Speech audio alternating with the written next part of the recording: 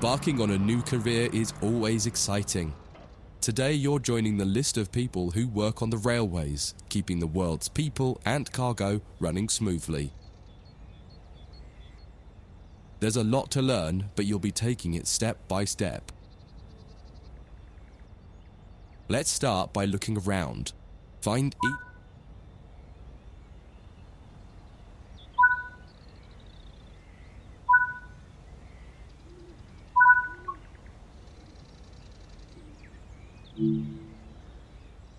Before you get to the trains, take a quick tour of the facility here and learn the basics of moving around on foot.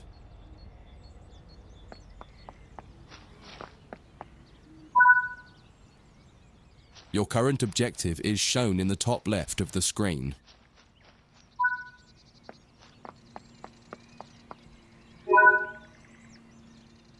You've just been awarded some action points. These are displayed in the top right corner of the screen and count towards your overall experience level for the game.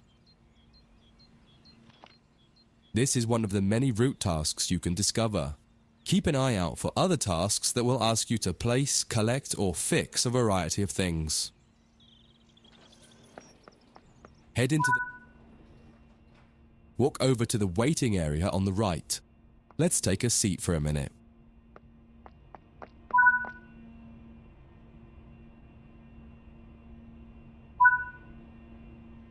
You can pause at any point to review objectives and a lot of other information about what's happening at the moment. Try it now and then return to the game after you've had a look round.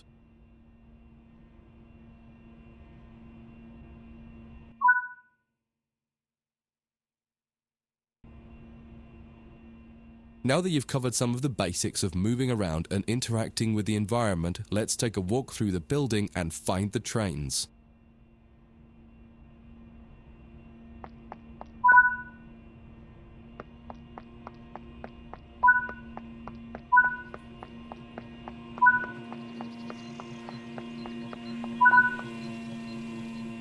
This is Central Square. From here you can explore the main training center depot and surrounding yards. Your journey operating trains is just getting started here at the training center.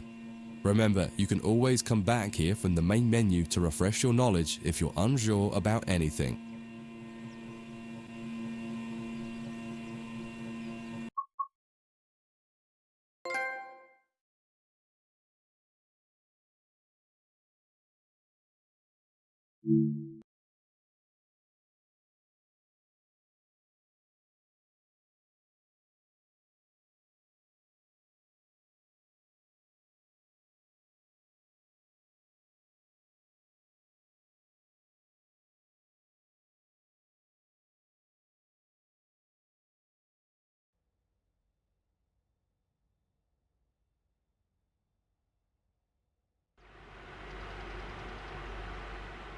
In this training module, you'll learn about the on-screen overlay known as the heads-up display or HUD.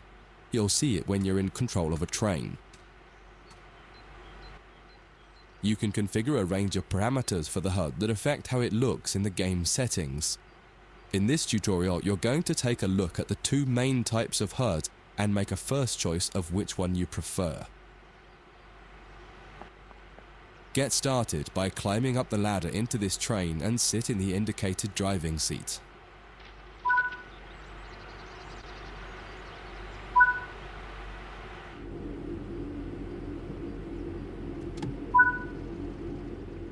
Welcome to the most important seat in the train.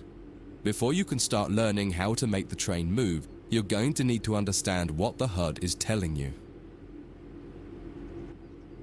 There are three types of HUD. The one you're seeing now is the normal HUD. You'll learn that first, and then take a look at the minimal HUD next. There is also a simple HUD, which is essentially a cut-down version of the normal HUD. The HUD is a guide to show you what the train is doing, how you're doing, and what your next objectives are. You can tune what's shown here using the game settings. The main part of the normal HUD is the speed display in the bottom right. Your current speed is indicated by a white bar that will appear on the outside of the speedometer, and there is a red mark that indicates the maximum permitted speed. This is the direction display. An arrow will indicate the forward, reverse, and neutral directions. A cross, or X, means the reverser is currently either not inserted or in the off position. This is the power display. A number will indicate what position the power or throttle control is in. If the display is white, it refers to power. If the display is yellow, it means powered braking or dynamic braking. If the display is red, then the throttle is currently locked out and you will need to take steps to release the lock before power can be applied. You can learn about troubleshooting elsewhere in Training Center. These are the brake indicators. The exact one shown will vary by train and will often be visible in the train itself on the various gauges. These gauges tell you what is happening in the braking system. The most important one is the BC or brake cylinder. In most trains, when this reads 0, that means the brakes are released. Anything else and the brakes are applied. In the top right is the track monitor. This shows you the line ahead and allows you to see all the signals and speed limit changes that you're approaching. By default, the track monitor shows the signals with their actual red, yellow or green aspect. But when you get more confident, you can hide this information via an option in the game settings. As you accelerate, the track monitor will extend its look-ahead distance so you can see much further ahead at higher speeds. This is all done automatically. Now that you're familiar with the normal HUD, it's time to take a look at the minimal HUD. You can change this via the game settings, but for this tutorial the game will change it automatically. You can see that most of the HUD is now gone. You are left with basic information in the top left corner.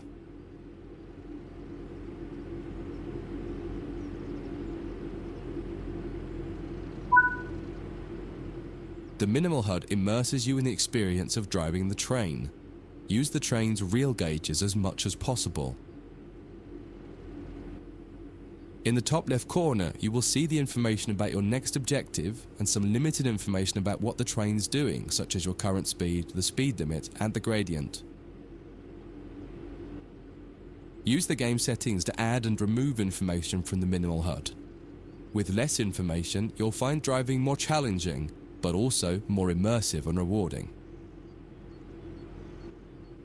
Experienced players might prefer the minimal HUD, especially when driving from the cab view. The normal HUD is ideal for newcomers or anyone who wants to drive from an external camera. You can switch HUDs in game settings. Do you want to start with the normal HUD or minimal HUD? That concludes this module. If you wish to replay it, you can come back to it at any time via the training center.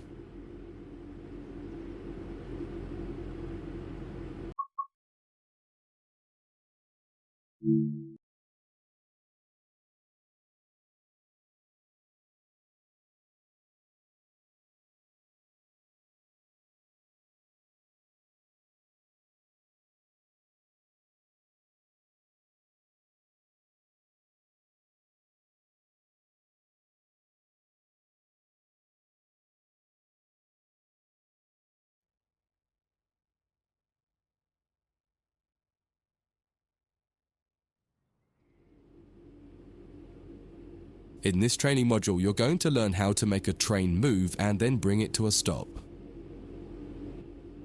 For this exercise, you'll be using a British Class 323 electric multiple unit. It's a great train to get started with as the controls are quite straightforward. This module will get you used to the feel of the train and its controls. While many trains have different controls and are operated in different ways, there are basically always three controls that are common and are required to move the train. The reverser chooses the direction you're going to move in. It often has four positions: off, forward, neutral, and reverse. The brakes are used to slow or stop the train. There are potentially multiple braking systems you can find in different trains, and you can read more about that in other sections of the training center. For now, the Class 323 has a very simple braking system. The throttle controls how fast the train accelerates. In this train, the throttle and brakes are controlled by a combined power and brake handle. Moving the handle in one direction will apply power. The middle position is neutral and does nothing, and then the other range applies the brakes. You will find in some other trains that the throttle and brakes are on separate handles. Before you go any further, set the headlights for daytime running and ensure the tail lights are off.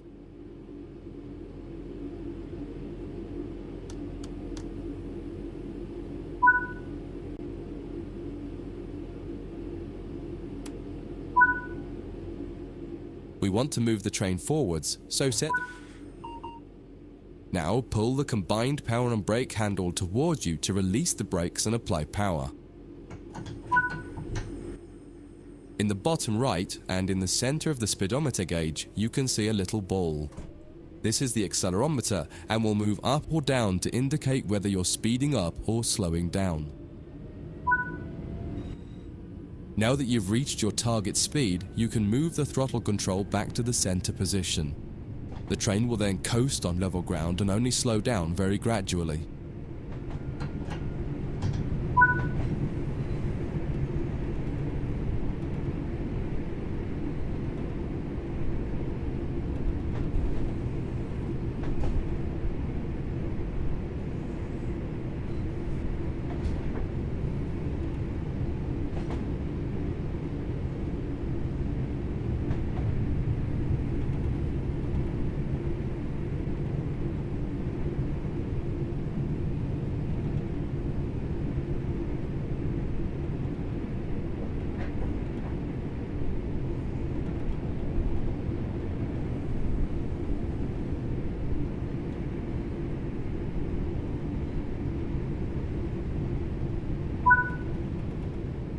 When it comes to stopping trains, the specifics of each train can be quite different. However, the basic process is fundamentally the same. Bring this train to a complete stop by moving the power brake handle into the braking range.